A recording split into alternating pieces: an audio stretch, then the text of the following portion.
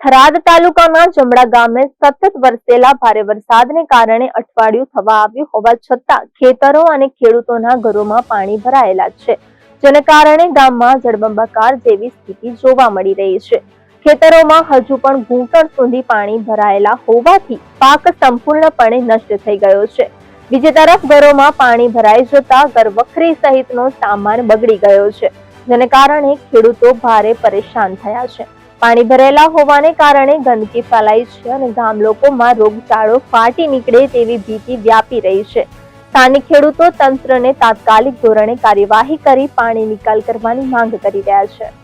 વણાભાઈ દુજાભાઈ રાજપૂત વિકલાંગ છો, હજી કોઈ અધિકારી કે કોઈ આગેવાન આ 6 તારીખથી 16 તારીખ સુધી કોઈ આવ્યું જ નથી।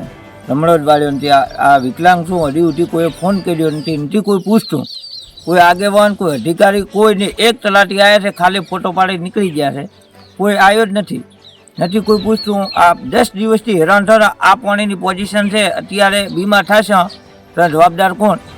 અત્યારે બધી ઘરવખરી નથી કંઈ બરાબર, અત્યારે હેરાન થવા અમે અત્યારે કોઈ વ્યક્તિ જ આવતું નથી। આજ પહેલી વાર હઠીસિંહ પોતે અને તલાટી એક દી આવ્યા હતા, ખાલી ફોટા પાડીને ગયા છે, બારે ફરે છે, નથી કોઈ આગેવાન આવ્યો બરાબર છે।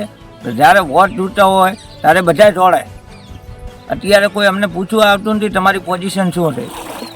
એટલે આ પાણીની અંદર બીમાર થશે અને અત્યારે પાણી કેવું કંટાળે છે, કોઈ રોવા આવતું નથી કોઈ પૂછતું અમને।